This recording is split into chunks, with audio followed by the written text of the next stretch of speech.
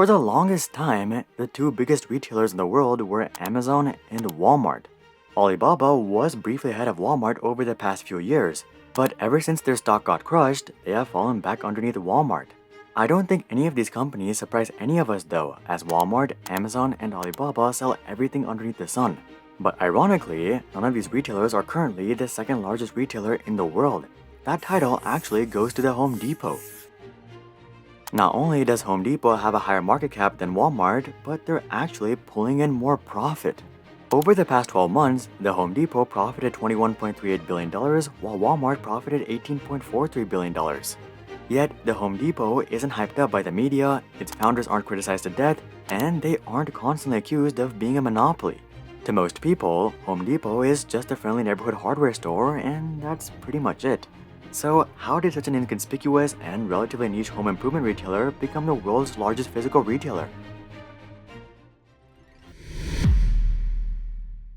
Taking a look back, Home Depot is actually a relatively young retailer being founded in 1978 by four men named Bernard Marcus, Arthur Blank, Ron Brill, and Pat Farah. At the time, the booming 60s had come to a close and the inflation crisis was nearing an end. Homeowners who had bought their homes during the economic boom of the 1960s were in a really good position, as their homes had skyrocketed in nominal value due to rampant inflation.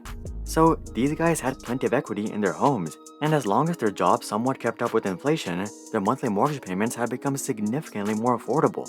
So a lot of homeowners were in a position where they could afford to fix up their houses or even upgrade their houses. But unfortunately, the process of improving your home was super tedious, especially if you were trying to do it by yourself. Homeowners often had to shop around multiple hardware stores to buy simple tools, and if you needed something unique, you were basically screwed. Home Depot's founders had of course picked up on the shortfall, and they felt that they could address the issue. So Bernard and Arthur contacted an investment banker named Ken Langone to secure some startup capital. They would use this money to lease some retail space from JCPenney and open the first two stores in Atlanta, Georgia called Atlanta's Do-It-Yourself Warehouse. But despite the quick start, Home Depot didn't enjoy quick success. When the store opened its doors, the founders decided to do a promotional campaign where they would hand out $700 to random people and invite them to come spend it at the store. But they weren't even able to hand out all the money by the end of the first day, as they couldn't convince enough people to try the store. Things weren't much better on the supplier side either. Most vendors didn't want to deal with a new store without a proven business model. In fact, things were so bad that the founders resorted to stocking the stores with empty boxes and paint cans to make the store look fuller than it really was. Despite the bleak outlook, it didn't take long for Home Depot to lock in on their first differentiating factor, which was customer service. From the very beginning, Home Depot prioritized great customer service, but it wasn't until a few months into running the store that customer service became a differentiating factor. Bernard recalls that one day early on, a customer came to the store to return an item, but the customer felt that the employees and Bernard had been so helpful that they felt bad about returning the item and asking for their money back. So the customer brought some okra that they had grown in their garden to give to Bernard during the return. Of course, the okra didn't make it any easier to run the business, but it clearly showcased the importance of happy customers. From then on, the Home Depot embraced a strict policy of the customer is always right. One of the best examples of this was when a customer tried to return a tire at Home Depot. You see, one of Home Depot's first stores was built inside a warehouse that was originally a tire store. And one day, a customer came to the store to try returning a tire that they had bought from the old store. And despite not having sold the tire themselves, Home Depot accepted the return. The tire was then hung on the cashier's stand to remind employees of the company's core values. Aside from keeping customers happy, Home Depot also prioritized employee happiness. Bernard and Arthur knew firsthand how important this was, as they were on the other side of the coin not too long ago. Before starting Home Depot, Bernard and Arthur were both working at a hardware company called Handy Dan. Bernard had been serving as president and Arthur had been serving as CFO. But despite their high-ranking positions and good performance, they were both fired by Sanford Sigaloff, who was the CEO of the parent company. Sanford was notorious for putting employees under extreme pressure and brutally firing dozens of employees at a time. He was even nicknamed Ming the Merciless. So Arthur and Bernard were well aware of how it felt to have a douchebag boss, and they were determined to avoid a similar path. To this day, employee satisfaction is one of the key advantages Home Depot has against Walmart. Home Depot currently has an A- company culture score, while Walmart has a C-. Despite such great core values though, the company still wasn't doing all that well in the 1970s. Home Depot ended their first year in business with only $81,700 in sales, and that was from running 3 stores. But it was just a matter of time until these investments into their customers and employees started to pay off.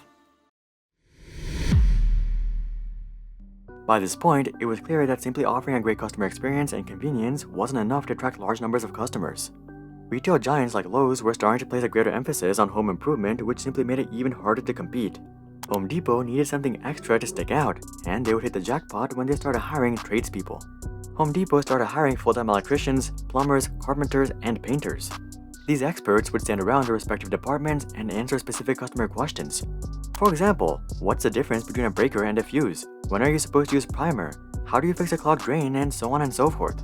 Home Depot encouraged customers to call the store if they had any additional questions, and many stores even ran instructional workshops. This made Home Depot the go-to place if you wanted to ask questions or get advice. And given that most homeowners are noobs or amateurs at home improvement, this attracted a lot of customers. Within the first half of the 1980s, Home Depot sales exploded from $81,700 in 1979 to $256 million in 1984. And now that Home Depot had serious sales, suppliers started taking them much more seriously. Home Depot was able to negotiate rock-bottom prices, and they passed on these rock-bottom prices to their customers. So not only were customers able to get super low prices, but they were able to get knowledgeable customer support for free. Shopping at Home Depot became a no-brainer for most customers, but it wasn't all that rosy from the back end. Hiring this many experts while maintaining razor-thin profit margins was super expensive. The company went public on the Nasdaq in September of 1981, and this helped them raise $4.093 million. But their debt was much larger than just a couple $1,000,000, and it was growing exponentially. Between 1983 and 1985, the company's long-term debt skyrocketed from a manageable $4 million to a scary $200 million. This made investors extremely nervous, and many of them left in droves. By 1986, Home Depot stock had sold off 67%. Nonetheless, Home Depot continued on their relentless expansion effort. In 1989, Home Depot would successfully overtake Lowe's in sales, which made them the largest home improvement chain in the US. But their biggest threat hadn't even been founded yet, and that's of course Amazon. There's no doubt that physical retailers have gotten destroyed over the past 20 years due to the rise of online sales. But not only has Home Depot not been hurt by online sales, but they've actually thrived in the online environment. When it comes to home improvement items, there's often a sense of urgency with each purchase. Maybe you're mounting some cabinets and ran out of screws, or maybe you cut a piece of wood too small. Most people don't want to wait 2 days or even 1 day for Amazon Prime shipping. Their first instinct is to run to Home Depot so they can get back to work as soon as possible. And given that 90% of the US lives within 10 miles of a Home Depot, running to Home Depot is a far better option than waiting for an Amazon delivery. This sense of urgency has created a natural advantage for Home Depot's physical locations, but Home Depot has done much more than simply rely on this advantage. Home Depot has transformed their stores into a hub for online shopping. For example, if you look up what you need on their website, you won't have to spend any time searching for the product. Not only does their website tell you what aisle the product is on, but it'll tell you what bay it's on. They even have an option to text you the location of the product so that you don't have to look it up again in the store. You can also choose store pickups, which makes the entire process even easier. Most of the well-performing retailers like Best Buy and Walmart have adopted similar models, but this has proven especially effective for Home Depot. And that's just the buying process. When it comes to home improvement, there's a lot of returning because you either bought the wrong thing or you bought too many. And I think we'd all agree that most of us don't want to sit around shipping stuff back to Amazon. By this point, Home Depot had stores, customers, and revenue. The only thing left to do was rake in the profit. Over the past 10 years, Home Depot has basically shut down their expansion effort. Their global store count has barely moved over the past decade, but their net margin has gone to the moon. Since the 2008 financial crisis, Home Depot's net margin has boomed from just 3 to 4% to a solid 10%. To put that in perspective, Walmart's net margin is currently at just above 1%. To make things even better, Home Depot's revenue has also boomed over the past year and a half from $112 billion to $147 billion. It looks like being stuck at home has resulted in a lot more demand for home improvement items. I'm sure skyrocketing lumber prices have just helped the situation even further.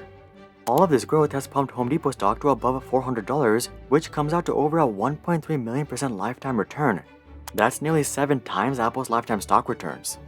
At the end of the day, while Home Depot overtaking Walmart may be surprising at first glance, when you take a look at Home Depot's fundamentals and compare it against Walmart's, it makes perfect sense. Not only is Home Depot cheap and ubiquitous like Walmart, but they also provide a combination of knowledge, expertise, and convenience that you just can't find in any other singular location. And as long as Home Depot upholds their excellent service, they'll probably just continue to outperform Walmart. Do you guys prefer Home Depot or Lowe's? Comment that down below. Also, drop a like if you're glad to see other retailers challenging Walmart's dominance. And of course, consider joining our Discord community to suggest future video ideas and to consider subscribing to see more questions logically answered. But until then, I'm Hari, and I'll see you guys on the next one.